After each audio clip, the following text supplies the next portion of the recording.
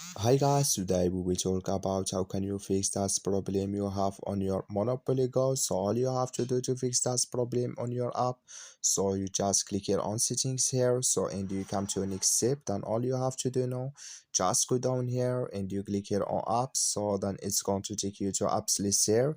Then you just go down here to looking for Monopoly Go, so just keep going down here, and when you find it, so just click on it here like this.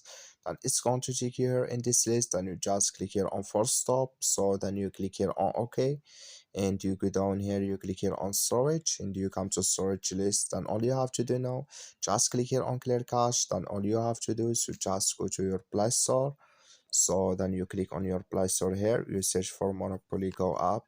It's going to show for you like this, and you will find here update, so just click on it. Then it's going to fix with you. That's all you have to do. Thank you for watching. Don't forget to support us by liking, subscribe.